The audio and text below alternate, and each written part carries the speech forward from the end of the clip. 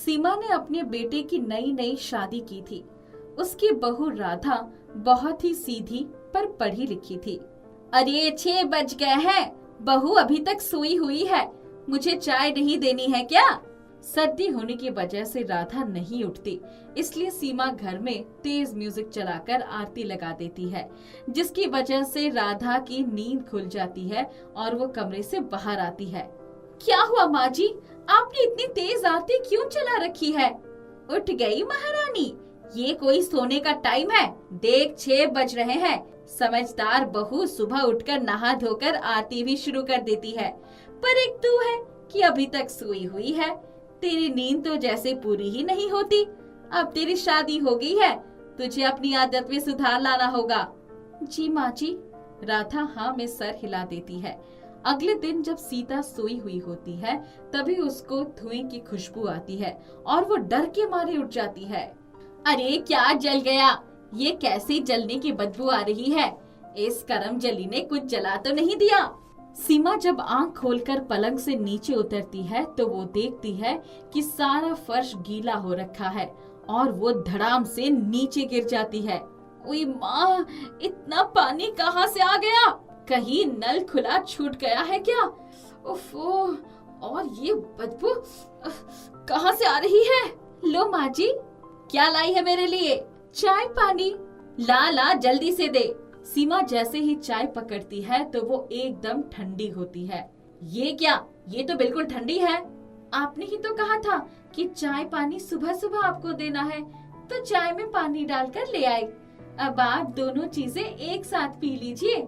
सीमा sir पर हाथ रखकर बैठ जाती है। और ये कमरे में पानी क्यों कर रखा है इतना? आपने सुबह सुबह झाड़ू पोछा करके पूजा करने के लिए कहा था ना, तो मैं सुबह ही उठ गई थी। मैंने पोछा लगा दिया है और घर धोकर पूजा करके आई हूँ। इतना धुआं, घर का धुआं बाहर न जाए इसलिए मैंने सारी खिड़कियाँ बंद कर दी। सीमा जैसा जैसा कहती है राधा वैसा वैसा करती रहती है। राधा की हरकतों से सीमा परेशान होने लगी थी। एक बार राधा ने खाना बनाया तो वो ज्यादा बन गया और रोटी फूली हुई ही नहीं थी। सीमा को आदत थी राधा को सुनाने की, तो वो तुरंत बोल पड़ी, ये क्या? पूरी बारात का खाना बनाया है क्या? माँ जी, दाल थोड़ी ज्यादा बन गई है। ज्यादा बनी या बहुत ज्यादा? मैंने तुझसे कितनी बार कहा है कि कटोरी से अंदाजा लेकर दाल बनाया कर। ठीक है माँ जी, मैं ध्यान रखूंगी। जब मैं रोटी बनाती थी तो एक एक रोटी फूली हुई आती थी, और एक तेरी हाथ की रोटी है कि एक भी फूली हुई नहीं है। अच्छी गृहिणी की पहचान यही होती है कि वो खाना अच्छा बनाए, और एक तू है जिसका ध्यान खाना बनाने में ही नहीं है। राधा हाँ में सिर हिला देती है। अगली बार वो दाल बनाती है तो वो बहुत ही ज्यादा बनाती है। आज फिर इतनी सारी दाल क्यों बना दी? मैंने तुमसे कहा था ना कटोरी से नाप कर निकाला करो। माँ जी, मैंने तीनों की एक एक कटोरी दाल ही निकाली थी, और एक एक कटोरी दाल तो सब खाएंगे ही। एक आपकी, एक मेरी और एक इनकी। अरे ये रोटियां इतनी कड़वी क्यों है? खाने में तो बिल्कुल भी स्वाद नहीं है। आज इन रोटियों को क्या हो गया है? आटा खराब हो गया है क्या? नहीं माँ जी, आपने कहा था रोटियां फूली हुई होनी चाहिए, तो मैं जब रोटी बना रही थी तो उसमें एक भी रोटी नहीं फूली। मैंने सारी रोटी ले जाकर साइकिल वाले के पास रख दी। साइकिल वाले के पास? उसमें हवा भरवा कर उसे फुलवाना था ना, इसलिए। राधा बहू, क्या होगा तेरा? सीमा राधा को अब कुछ भी नहीं कहती थी। राधा चुपचाप अपना काम करती और सीमा उसको देखती रहती। एक दिन घर की ईएमआई ना भरने की वजह से कोर्ट से नोटिस आ जाता है। क्या हुआ माँ जी, आप इतनी परेशान क्यों लग रही है? क्या बताऊं, तेरे काम की चीज नहीं, तू जा अपना काम कर। आप इतनी परेशान तो कभी नहीं होती, और आजकल तो आप कुछ बोलते ही नहीं। जो बोलती हूँ उसका उल्टा हो जाता है, और इससे अच्छा तो चुप ही रहना है। सीमा राधा को कुछ नहीं बताती, परंतु राधा एक बार सफाई करते वक्त कोर्ट का नोटिस देख लेती है। अच्छा तो ये बात है, माँ जी इसलिए परेशान है। इस समस्या का तो हल निकालना ही होगा। राधा पढ़ी लिखी थी, इसी वजह से वो मायके जाने के बहाने से कोर्ट पहुंच जाती है और वहां पर अपने बलबूते पर तारीख को आगे बढ़ा देती है और घर पर आकर किसी को कुछ नहीं बताती। माँ जी, मैं पढ़ी लिखी हूँ, इस वजह से मुझे नौकरी करनी है, मुझे नौकरी करने की इजाजत दे दो। हमारी घर की बहुएं नौकरी नहीं करती, घर के काम कर, बस यही काफी है। सीमा को राधा का नौकरी करना बिल्कुल भी पसंद नहीं था। वो उसकी पढ़ाई लिखाई को बस घर के कामों में ही उपयोग में लाने के लिए कहती थी। घर से निकलना सीमा को गवारा नहीं था, इसलिए राधा अपने मायके जाने की बात कहती है और 1 महीने के लिए चली जाती है। मुझे इस 1 महीने में इतना पैसा जोड़ना होगा कि मैं अपने ससुराल के घर की EMI भर सकूं। मुझे यहीं से काम करना होगा।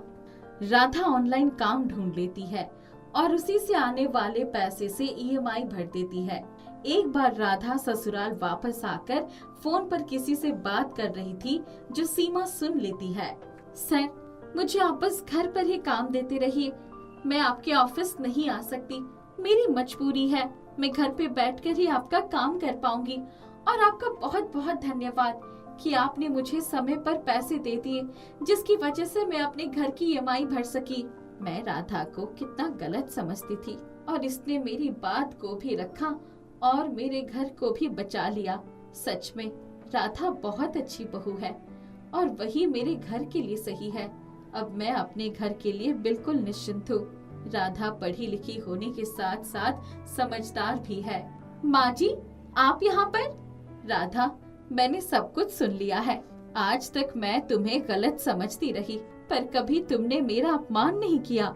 मैंने जैसा कहा वैसा तुमने किया, पर मैंने तुम्हारी पढ़ाई लिखाई को सही नहीं समझा और तुम्हें नौकरी नहीं करने दी।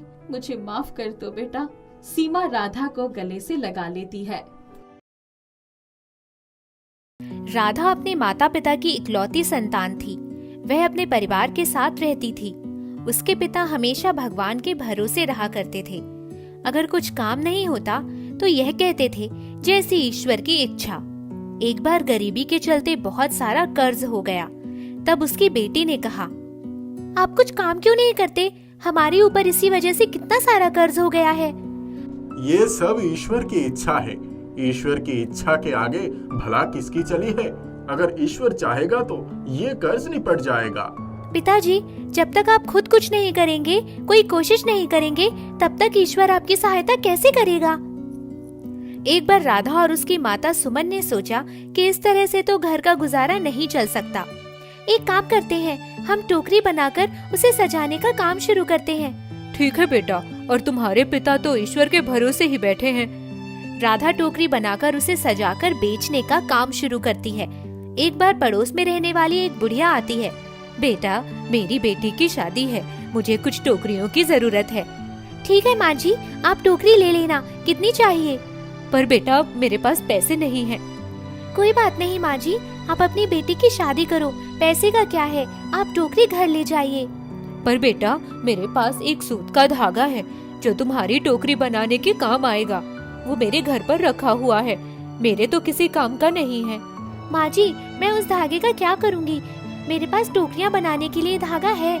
कोई बात नहीं बेटा, तुम उस धागे को भी यूज कर लेना। वह धागा तुम्हारी टोकरियों को मजबूत कर देगा। ठीक है माँ जी, आप मुझे वो धागा दे दीजिएगा। राधा धागा को ले लेती है। एक रात राधा टोकरी बना रही थी। उसे नींद आने लगती है। कुछ टोकरियाँ बची हैं, इनको सुबह बना लूंगी। अभी तो मुझे बहुत जोरों की नींद आ रही है। राधा टोकरियों को छोड़कर सोने चली जाती है। जब सुबह उठती है तो देखती है सारी टोकरियाँ अच्छी तरह से बनकर सजी हुई हैं। अरे वाह, यह टोकरी तो बहुत अच्छी तरह से बना दी माँ ने। माँ, मुझे कुछ काम न करना पड़े, इसीलिए सुबह सुबह टोकरी बनाकर रख देती है। अब सुमन और राधा टोकरी बेचने के लिए बाजार जाते हैं। तभी उन्हें नदी में एक बच्चा डूबता हुआ दिखाई देता है। राधा बिना सोचे समझे हाथ में टोकरी रखकर नदी में फेंक देती है और चिल्लाती है, इसके ऊपर चढ़ जाओ, ये तुम्हें डूबने से बचाएगा। तभी राधा और सुमन देखते हैं कि टोकरी की जगह एक लकड़ी का फट्टा नदी में तैर रहा होता है और वह बच्चा उस फट्टे पर चढ़कर तैरता हुआ किनारे आ जाता है। आपका बहुत बहुत धन्यवाद, आपने मेरी जान बचाई। वो तो सब ठीक है, पर ये लकड़ी का फट्टा कहाँ से आया? हमारी टोकरी डूब गई होगी और फट्टा तैरता हुआ आ गया होगा। बेकार के वहम में क्यों पड़ना, शुक्र मनाओ कि बच्चे की जान बच गई। और दोनों टोकरी बेचने के लिए बाजार की तरफ चल पड़ते हैं। और आज और भी दिनों से ज्यादा दाम में टोकरी बिकती है। माँ, आज तो टोकरियों के दाम ज्यादा मिले हैं, इससे पहले ज्यादा दाम नहीं मिले थे। हाँ, तू सही कह रही है। तूने इतनी अच्छी टोकरियाँ जो बनाई हैं, वह तो ज्यादा दाम में ही बिकनी थी। यह सब तेरी मेहनत है। पर माँ, यह टोकरी मैंने नहीं, आपने बनाई है। मैं जब सुबह उठी तो मुझे यह टोकरी बनी हुई दिखी थी और बहुत सुंदर तरीके से बनी हुई थी। नहीं नहीं, मैंने कोई टोकरी नहीं बनाई। मुझे इतना वक्त कहाँ। यह टोकरी तूने बनाई है और तू भूल गई। राधा के मन में उथल पुथल मच जाती है और वह सर पकड़कर सोचने लगती है, आखिर टोकरियों का राज क्या है? यह टोकरी मैंने फेंकी तो फट्टा बन गया और टोकरी अपने से और इतनी मजबूत बनी है कि फटाफट बिक भी गई। कहीं ये सब जादू की वजह से तो नहीं हो रहा है? शायद जो बूढ़ी माँ सूत का धागा देकर गई थी, कहीं यह उसी का चमत्कार तो नहीं? कहीं वह धागा जादुई तो नहीं? राधा अपनी माँ को आवाज लगाती है और सुमन को सारी बातें बताती है और कहती है कि वह धागा जादुई है। सुमन उसकी बातों पर विश्वास नहीं करती। अगर माँ, आपको मेरी बातों पर विश्वास नहीं होता तो आप देखिए, मैं टोकरी में बहुत सारे पत्थर भरूंगी और टोकरी ना ही टूटेगी ना ही मुड़ेगी, तो हुई ना जादुई, और ये पानी में भी नहीं गलेगी। और राधा और सुमन को सारी चीजें करके दिखाती है। फिर सुमन को उसकी बातों पर भरोसा होता है।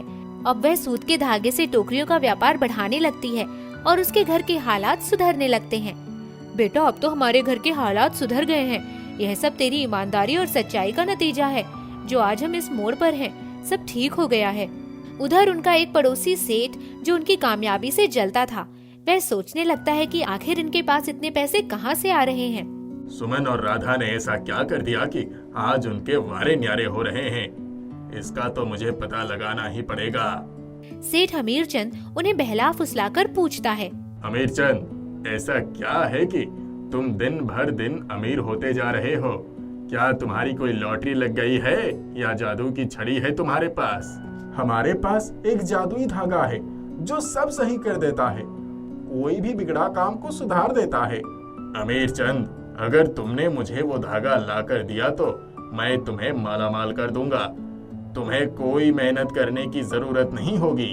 अमीरचंद लालच में आकर हाँ कह देता है और उसको चुराने के लिए चल देता है। सही है ना? इस धागे से मेरी बेटी को मेहनत करनी पड़ रही है और सेठ मुझे बिना मेहनत के पैसा दे रहा है, तो ये भी भगवान की ही इच्छा होगी। इसको चुराकर मैं सेठ को दे देता हूँ, जिससे हमें बिना मेहनत के पैसे मिल जाएंगे। जैसे ही वह धागे को हाथ लगाता है, उससे आवाज आती है, पापा मुझे बचाओ, पापा मुझे बचाओ, मैं कुएं में गिर गई हूँ। अभी आता हूँ, अभी आता हूँ। और उसे बचाने की कोशिश करता है और उसके पास कुछ भी नहीं होता। तभी उसे जादुई धागे का ख्याल आता है और वह उसे लेकर वहाँ आता है। धागे, ओ धागे, सच में मेरी बेटी ने तुझसे जादू बताया है। आज मेरी बेटी मुसीबत में है, उसकी मदद करो। यह कहकर धागे को कुएं में डालता है। धागा और मजबूत बन जाता है।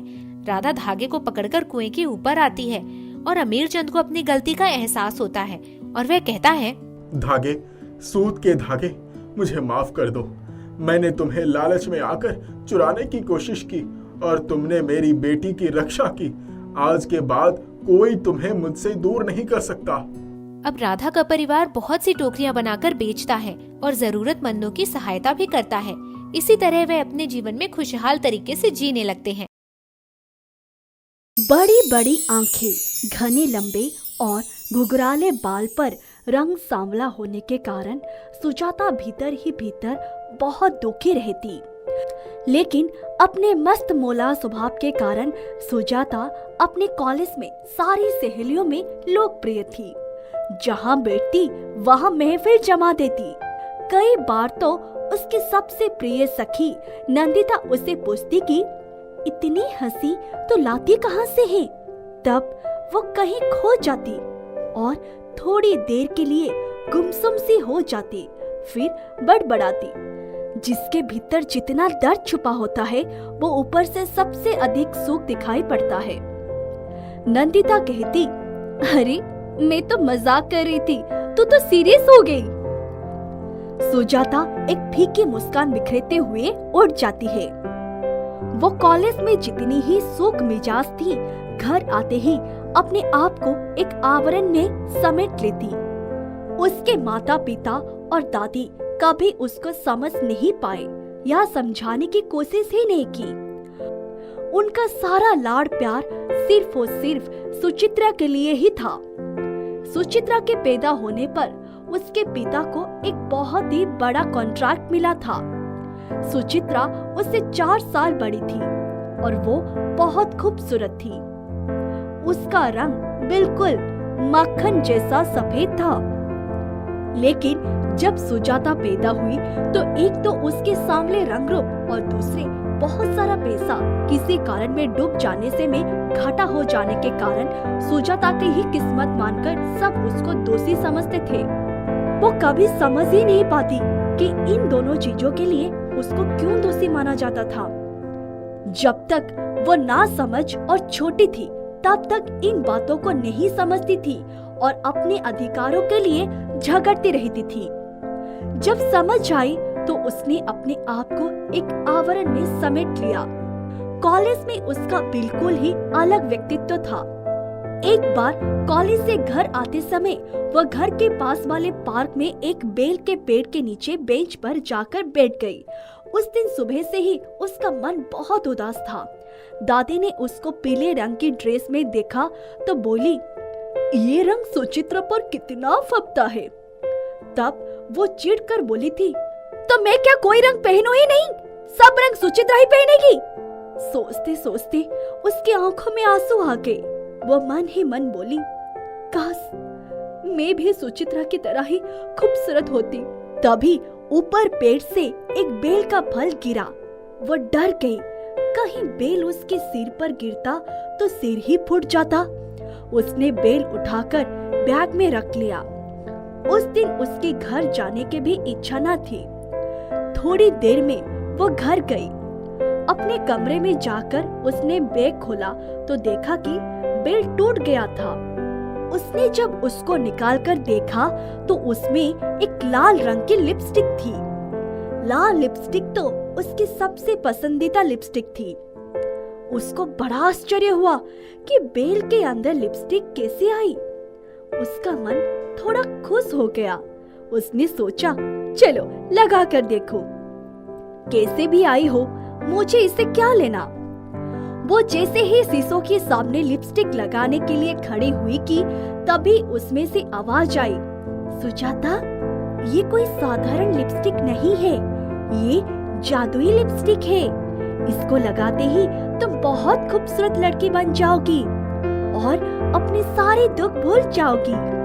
सुजाता ने कहा, मैं तो बस सुंदर होना चाहती हूँ, इसीलिए मैं इसे एक बार तो जरूर लगाना चाहती हूँ। लिपस्टिक बोली, अगर और कोई इच्छा है तो इसे अपने होठों पर लगाने से पहले बोल देना। उसने कहा, हाँ, मेरे पापा को मेरी पैदाइश के बाद जो भी घाटा हुआ वो फायदे में बदल जाए, ताकि मेरे माता पिता और दादी मुझे भी सुचित्रा की तरह ही प्यार करें। उसने कहा, ठीक है। जैसे ही उसने लिपस्टिक होठों पर लगाई वो एक बहुत खूबसूरत लड़की में बदल गई और उसके शरीर पर तरह तरह के सुंदर वस्त्र और आभूषण आ गए। उसने जब अपने आप को शीशों में देखा तो खुशी के मारे लिपस्टिक वहीं छोड़कर भागी। दादी ने उसको देखा तो देखती ही रह गई। वो बोली, अरे सुजाता, तुम इतना खूबसूरत कैसे हो गई? और ये गहने? सुजाता बोली, दादी, अब कभी मत कहना कि मैं अच्छी नहीं हूँ। दादी उसे देखकर मुस्कुरा उठी और बोली, पगली, तू तो बुरा मान गई। तभी सुचित्रा और उसकी माँ बाहर से आ गई। उसको इतना सजा धजा देखकर, उसके रूप रंग में इतना बदलाव देखकर सुचित्रा हैरान से अपनी माँ से बोली, माँ, मुझको इससे भी ज्यादा खूबसूरत बनना है। पापा भी आ गए। उन्होंने आते ही खुशखबरी सुनाई कि मेरा डूबा हुआ सारा पैसा आज अचानक बैंक वालों ने बुलाकर वापस कर दिया।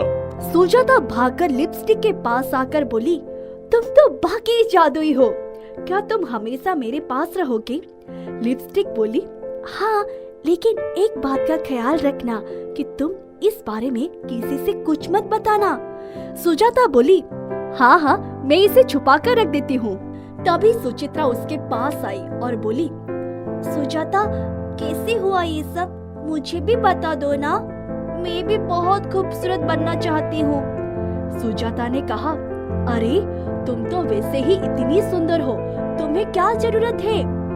सुचित्रा मुंह बनाते हुए बोली, तुम्हें नहीं बताना है तो मत बताओ। वो भुनभुनाती हुई चली गई। दूसरे दिन सुजाता जब कॉलेज गई तो सारी सहेलियां उसको देखकर अचंभित हो गई। सब उसके आगे पीछे घूम रही थी। उस दिन जब वो घर पहुंची तो पापा पहले से ही घर आ गए थे। उन्होंने सुजाता को बड़े प्यार से अपने पास बिठाया और बोले, मेरी प्यारी बिटिया, मुझे माफ कर दो। अपनी परेशानी में हमने आज तक तुम्हारे साथ बहुत गलत व्यवहार किया है, लेकिन आज मुझे मालूम हुआ कि घाटे का कारण तुम नहीं थी। मेरा अपना ही एक मित्र था जिस पर मैंने जरूरत से ज्यादा भरोसा कर लिया था। सुजाता बोली, पापा, मैं सब कुछ भूल चुकी हूँ। सुजाता का बरसों से उपेक्षित जीवन जादुई लिपस्टिक ने संवार दिया था। वो बहुत खुश थी।